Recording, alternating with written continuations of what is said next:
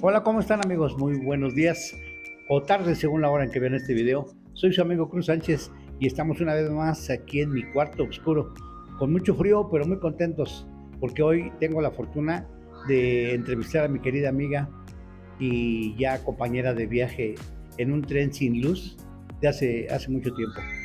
Mi querida amiga Adelina Sereno. ¿Cómo está, maestra? Buenos días. Buenos días, estimado Cruza, pues aquí estamos en este día frío, eh, ya preparándonos para las vacaciones, pero la verdad muy contenta de estar aquí contigo, amigo. Le agradezco mucho la entrevista, maestra. Bueno, Adelina, pero quisiera que nos platicaras un poquito de tu historia, en pocas palabras, pero con mucha abundancia de sazón, como tú le pones a tus pláticas, porque eso es lo que me gusta de platicar contigo. Nos podemos pasar una hora platicando, ¿verdad? O Sí, hasta más. sí, la verdad hasta más. Sí, pero entonces dime a la gente de mi cuarto oscuro, tu vida cómo ha sido hasta llegar aquí a la institución de Vemos con el Corazón. Sí, fíjate, querido amigo, que mi vida es la vida cotidiana de muchas personas, de muchos mexicanos. Es esa vida de trabajo desde niña, de lucha, de crecimiento, de aprendizaje y también de muchas aventuras. Esa es mi vida. Te puedo decir que te voy a contar un poquito de mis etapas, Sí, ¿no? Entonces, adelante. haz de cuenta que cuando yo fui niña, a mí me tocó una familia muy bonita. Somos 7 hijos que siempre vivimos con papá y mamá, en donde en esta familia aprendimos lo que es la lucha de trabajo, del esfuerzo y de ese estar con muchas personas, ¿no? De vivir en una familia muy grande. Y dentro de esta vida también pude compartir con mis abuelos por parte de mi madre y por parte de mi papá. Fue esa convivencia por etapas de estar muy cercano entre las familias y de ir aprendiendo a través de lo que pude mirar en ellos.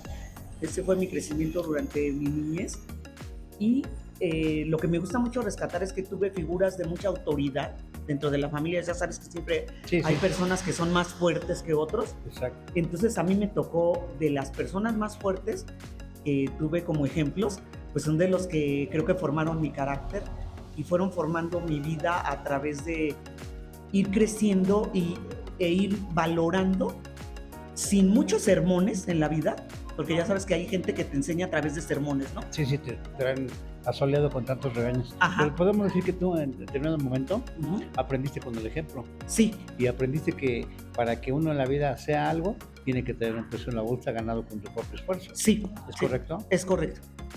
Y bueno, eso es prácticamente, como tú dijiste, la vida de muchos mexicanos. No todos, porque hay algunos que la verdad pues no saben lo que es ganarse un peso, ¿verdad? Sí. Pero nosotros desde chicos nos enseñan a eso y te tocó ese tipo de vida. Ese tipo de vida, sí, porque, bueno, de la primera parte que me toca estar muy cercana de mi abuela materna, haz de cuenta que en ese momento con ella era ese trabajo duro en la casa, era ese de tener todo limpio, era una mujer exageradamente ordenada y limpia.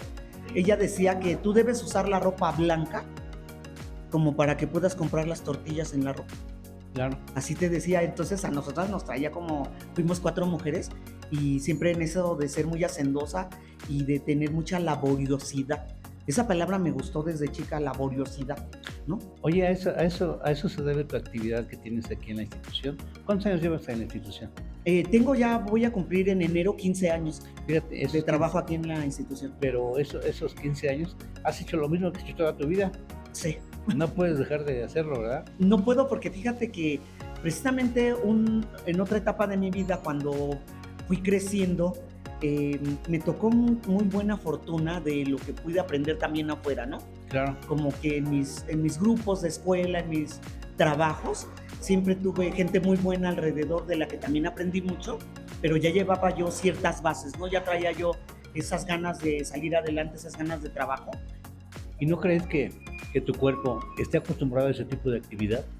Sí, yo pienso que sí, porque ya está encaminado. Ya está encaminado. Incluso, haz de cuenta que cuando éramos niños en nuestra casa, vivíamos cerca de una como fábrica donde se procesaban telas. Entonces, en esa fábrica, ellos le daban trabajo a la comunidad. Te mandaban a tu casa costales de pedacitos de tela de colores variados y revueltos. Sí. Entonces decían las familias, ¿ustedes no trabajan en el trapito? Y eso era que tenías que dividir las cosas por color. Entonces recuerdo que se vaciaban esos costales de tela en alguna habitación de mi casa y alrededor de ese grupo, nos dábamos como grupo alrededor del montón de tela y ya nos decía mi abuelita, tú el verde, tú el rojo, tú tal color. Y separábamos eso y ya lo volvíamos a regresar a la fábrica por costales. Ya por colores. Ya por color y eso nos pagaban dinero, ¿no? Entonces en ese trabajo que siempre fue a través del color, a través de muchas cosas, me acuerdo que con mis hermanas jugábamos mucho a las casas miniatura y fíjate que era chistoso porque en esas casas miniatura íbamos logrando ir construyendo nuestra propia vida. Entonces, algo de lo que jugábamos es la vida de nosotros. Es la vida de ahora. Algo de ahí se quedó. Y ya después, te digo, como fui creciendo y me tuve que separar de ese grupo tan grande por etapas, por tiempos, porque llegó un momento que de tener mi madre 7 hijos y de comer todos los días juntos con los abuelos, sobre todo los maternos, comíamos casi regularmente todos en casa y aparte otros primos que vivían cerca, de una tía que tuvo 3 hijos que son mis hermanos, ellos también yo los considero mis hermanos. Vivieron juntos. Vivimos juntos y pasamos unas etapas de vida muy divertidas, excelentes, de cariño, de crecimiento también como familia. Oye, será por eso. Esto viene al caso porque ese tipo de vida que llevaste, por eso estás acostumbrada a estar rodeada de gente. Sí. Por eso eres tan amigable con todo el mundo aquí en la escuela. Pues sí, porque te llevas con todos, a todos les hablas. O sea, eso para ti es parte de tu vida. Sí. Y aquí la pones en práctica. Aquí sí, fíjate que regularmente soy muy sociable. Claro que te puedo confesar que cuando termine esta jornada de trabajo, estas áreas donde yo convivo con personas, también disfruto mucho de los espacios de soledad. También como que... Es tu espacio. Y requiero ese espacio también a veces, ¿no? Como claro. Ya después de que me descargo entre toda la gente y soy feliz también, cuando ya me encuentro conmigo misma, sí logro tener esos espacios donde me dedico a estar conmigo también. Oye, Adelina, y una inquietud que obviamente a cualquier persona le puede despertar es, ¿y cómo fue tu vida cuando te enfrentaste a tu enfermedad? Cuando supiste que ibas a dejar de hacer esto, porque te casaste, viviste, trabajaste, te casaste y todo muy bien hasta que llegó esto, ¿no? Sí, ahí te puedo contar que te digo que de estar así tan unidos, de estar tan juntos, claro que las edades van cambiando en cada uno. El carácter. Y el carácter y las necesidades de trabajo, ¿no? Entonces me tuve que ir mucho tiempo del clan, como quien dice, aunque ahí dormía y ahí vivía, pero mi vida ya no era ahí porque yo empecé a trabajar desde muy chica, ¿no? Recuerdo, a muchas personas le cuento que el día que descubrí, porque me tuve que trasladar en un camión por primera vez yo sola a los 13 años, tuve que irme de la casa de mis abuelos un día para irme de regreso a casa, porque ya me tocaba la etapa del tercer año de secundaria. Y llegó mi padre ese día en la mañana y me dijo, hija, te tienes que regresar porque ya te vas a ir a inscribir al tercer año. Y yo le dije, sí, ¿me va a llevar mi abuelito o me vas a llevar tú? Y me dijo, no, te vas a ir sola. Y enfrentarme a subirme a un camión de Ruta 100 a los 13 años fue mi primera vez sola. Lloré todo el camino porque era un trayecto de la primera vez de ir sola, ¿no? No ¿Sí iban, era tu primera vez? No estaban ni mis hermanos, ni mi abuelo, que siempre me daba la mano, que yo convivía mucho. Es otra figura muy fuerte en mi vida, mi abuelo paterno. Es mi adoración en la vida, ¿no? Él en paz descanse, pero sé que es un ángel grande que me cuida desde allá. Que está aquí. Y que está siempre conmigo, mi abuelo, porque él también me enseñó muchas cosas, ¿no? Durante las etapas de vida. Y fue de esas figuras de las más importantes. Entonces, cuando me voy sola y descubro que yo ya sé andar en la calle, después me volví libre y muchos años fui exageradamente libre. O sea, yo les platico a muchos que a mí todo me quedó lejos en la vida. O sea, todas las escuelas, los trabajos, siempre tuve que hacer trayectos en el distrito a través del metro, porque así te mueves. Sí. En esa etapa de mi vida jamás pensé que iba a usar un taxi, no pasaba por mi mente irme en taxi. No. Toda la vida era... Los cocodrilos, el Corán. Sí, no sé. En el metro, en las peceras, ¿no? La Ruta 100. Y me sabía hacer muy bien las conexiones en el metro, las hacía rapidísimo porque me enseñé a andar sola, ¿no? Y ya disfrutaba también esas partes de trayectos. ¿Y qué crees? Que a veces me ponía a observar a las personas que iban solitarias y inventaba yo historias de la gente en mi mente. para durar esos 2 horas de trayecto, ¿no? Por eso eres tan chorrera. No, bueno, no, Sí, no tienen tanta y imaginación. ya sabes que sé contar historias, ¿no? Sí, Entonces, esa fue mi vida durante mucho tiempo. Y ya cuando viene la etapa que hablas, después sí. me encuentro que en un trabajo encuentro a mi esposo. Antes tuve otras relaciones donde también fui feliz, de las que todavía tengo buenos recuerdos. Incluso a muchas de esas personas las fui perdiendo en el camino, las perdí por distancia, por cambio de, incluso de localidades. Sí. Entonces, pero cuando ahora, fíjate que he tenido la fortuna que ahora con la tecnología que existe ahora, he recuperado a ciertas personas en esas amistades por las redes, que me han buscado y me han dicho, no hay otra Adelina Sereno Villaseñor. Oye, ¿y qué te dicen de que ya tu discapacidad no les interesa ni saben?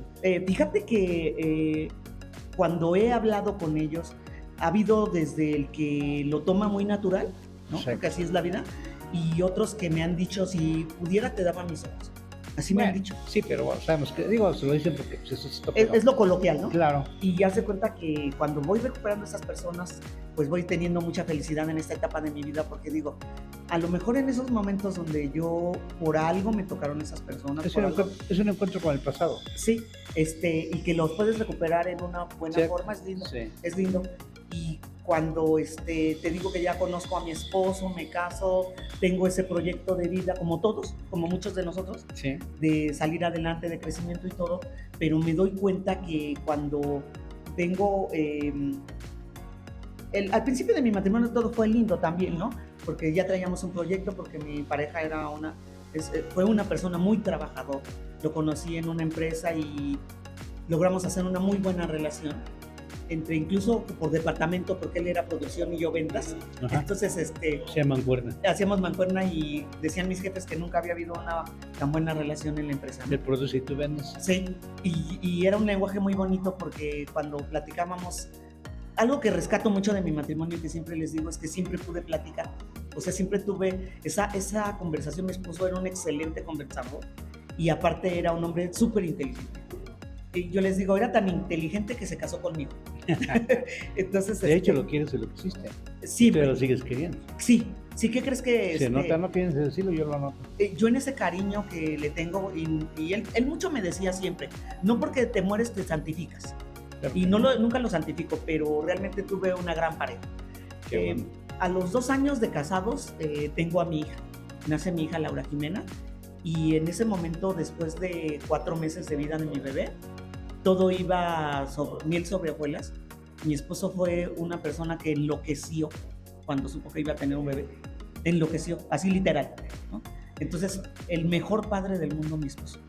Y a mi hija me la trató como una reina de verdad, ¿eh? Entonces, cuando mi hija tiene 4 meses de edad, viene la primera noticia de neuritis óptica en mi ojo derecho. ¿Es producto del embarazo? No, hasta la fecha, mi enfermedad se llama neuritis óptica de presunción autoinmune. Pero ni los médicos ni en Estados Unidos dicen una realidad por qué me quedé ciega. La neuritis óptica puede ser una causa secundaria por lupus o por esclerosis múltiple. Se inflama, puede llegar a una inflamación en el nervio óptico. ¿No tienes ninguna de esas dos? No tengo esas enfermedades, bendito sea Dios, hasta la fecha. O sea, es una consecuencia de esas enfermedades. Es una consecuencia. Las cuales tú no padeces. Las cuales no tengo. Entonces los médicos no se explican que en una persona de mi edad, cuando yo tuve 29 años... Estás muy joven.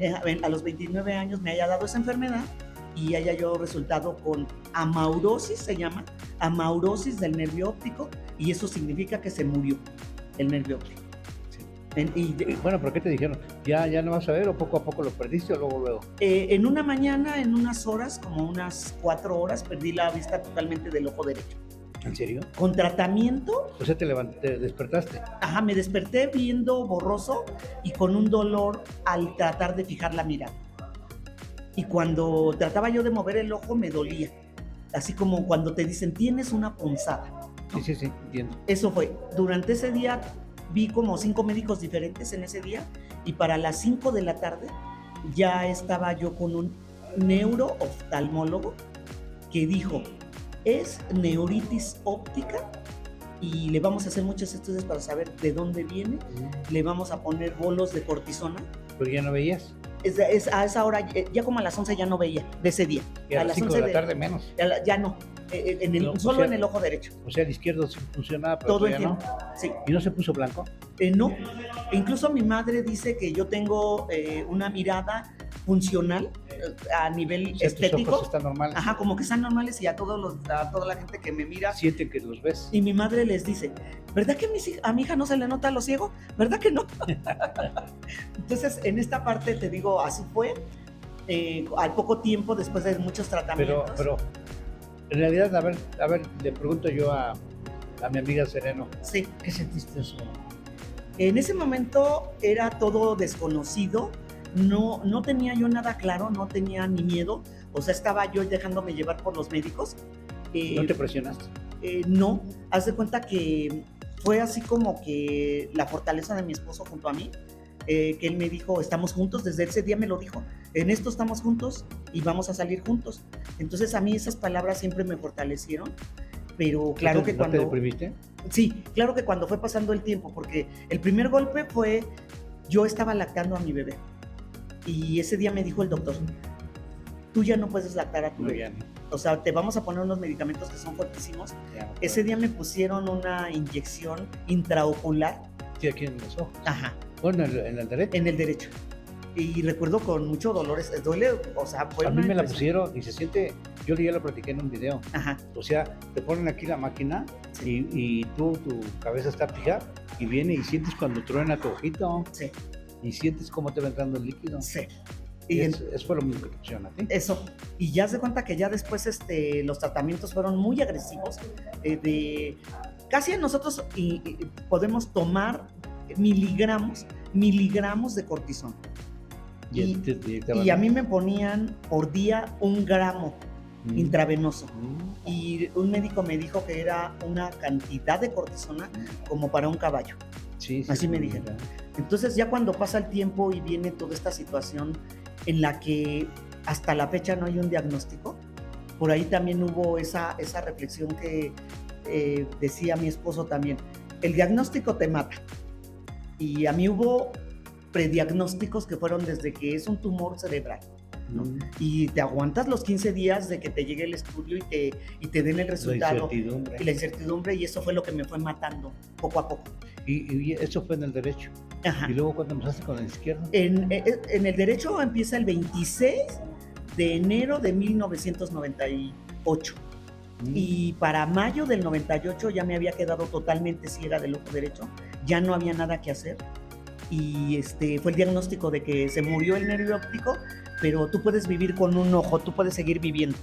Entonces me quitan toda la medicación, me dicen que vaya a mi casa, que sea feliz y que siga mi vida. Y cuando pasa un mes de haber dejado totalmente medicamentos, si fue mayo, en junio, principios de julio pienso, empieza la neuritis óptica en el ojo izquierdo.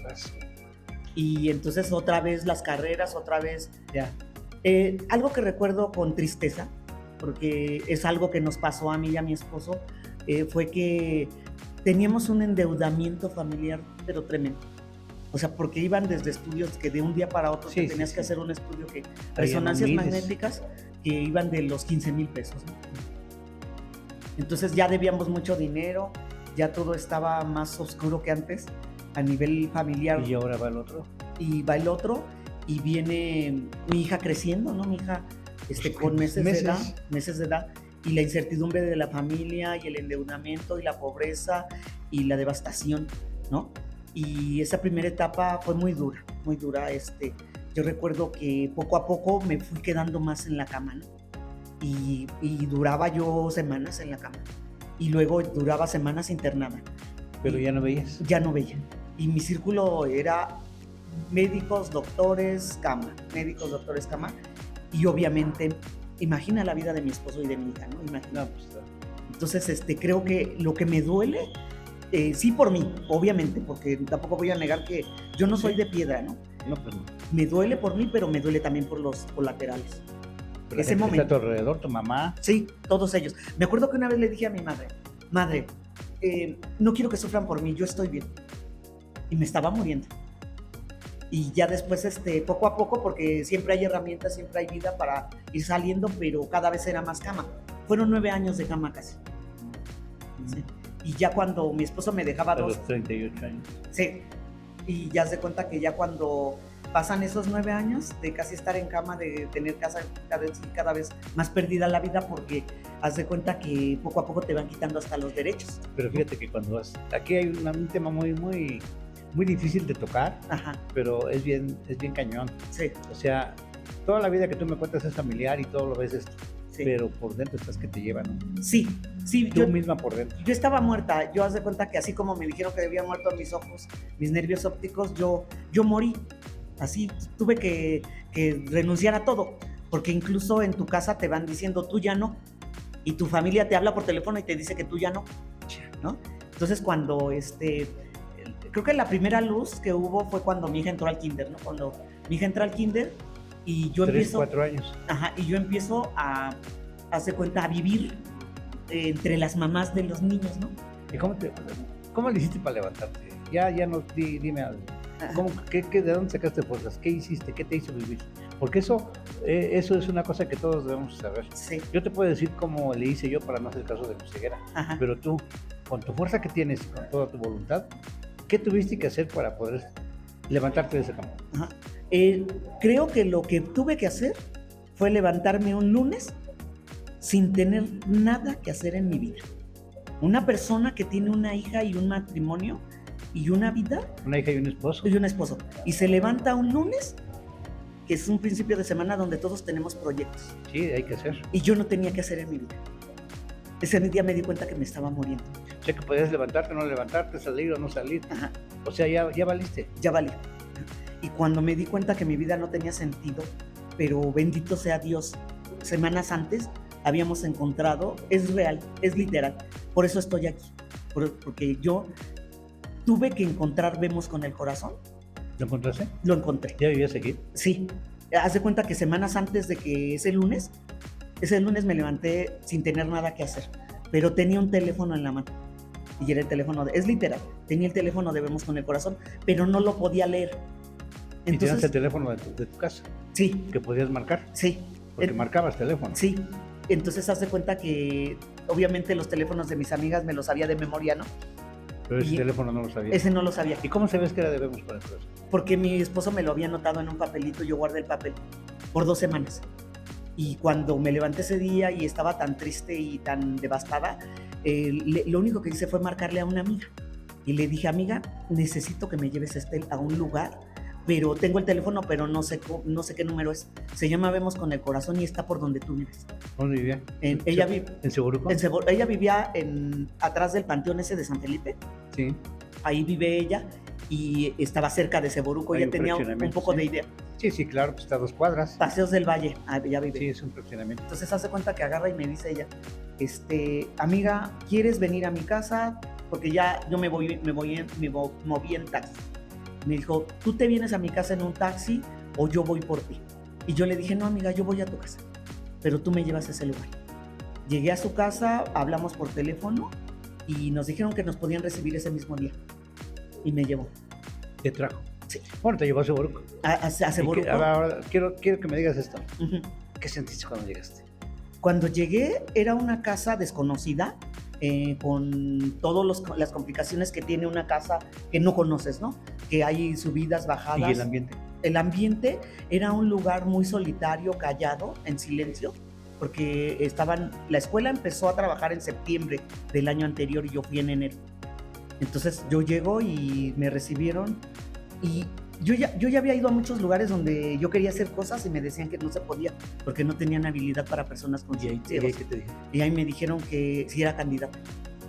O sea que yo era apta para estar ahí. ¿Qué sentiste? Sí se abrió un panorama, una incertidumbre, un miedo, porque de ese momento que fui, pero yo fui en diciembre, iba a terminar el año, perdón.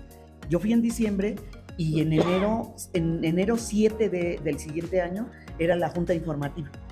Entonces cuando llego a la junta informativa, bueno, de ahí que fui pasaron como unos 10 días todavía, o un poquito más de 10 días. Bueno, ponle 15 días. Ponle 15 días para la junta informativa y fue había una luz en el camino. ¿Sí? Y te puedo decir que desde ese 7 de enero que llegué hasta el día de hoy, no siento que mi vida sea inútil. O sea, yo tuve que llegar a ese punto de entender que mi vida no tenía sentido para poderme levantar un lunes. A partir de ese día. Pero ya tenía yo el teléfono. A partir de ese día. Sí. A partir de ese día, quiero que me digas, en pocas palabras, sí. cómo cambió tu vida. Esto es porque aquí quiero dejar esto. Sí. Porque para mí es importante. Sí. Te puedo decir. ¿Cómo cambió tu vida? Te puedo decir que me regresaron la vida. Ok. Eso con es. estas palabras, Sí. quiero que terminemos esta entrevista. Ay, me conmoviste, no manches. Perdón. Yo también estoy así que cada que lo platicas y todo eso, pero te puedo decir, querido amigo, querido Cruz y queridos amigos del que escuchaste este programa o esta entrevista, este audio, yo quiero que sepan que instituciones hay para todas las discapacidades y que sin las instituciones mucha gente está como yo, esperando el día que es lunes y que no hay nada que hacer. Pero que en estas instituciones sí saben qué hacer con nosotros. Pero es que me emocioné porque es exactamente lo que yo sentí cuando llegué, porque estaba perdido. Sí. Estaba trabajando y todo lo que tú quieras y mandes. Porque nunca has parado, querido. Pero en mi vida mía de Cruz Sánchez estaba perdida hasta que llegué aquí. Y con esto lo dejo. Queridos amigos, esto ha sido un placer. La verdad, para mí una alegría muy profunda y de hecho un agradecimiento profundo para ti, Adelina, el permiso de tomar esta entrevista. Y vamos a dejarlo así para tener una segunda. Les agradezco mucho su atención, que tengan una feliz Navidad y un próspero año nuevo a nombre de mi compañera Adelina, de mi cuarto oscuro, y gracias, quiero dar las gracias a mis amigos que tenemos en los diferentes puntos cardinales de la enorme República Mexicana, mis amigos de Sonora, de Guasave, de allá de Zamora, de Toluca, de Puebla, todos ellos. Si me falta alguno, discúlpenme, pero de todos modos los queremos mucho. A nombre de mi cuarto oscuro, reciban un cordial abrazo y nos vemos en la próxima. Sean felices y recuerden, no se lleven todas las botellas, compartan algo. Nos vemos en el próximo. Gracias.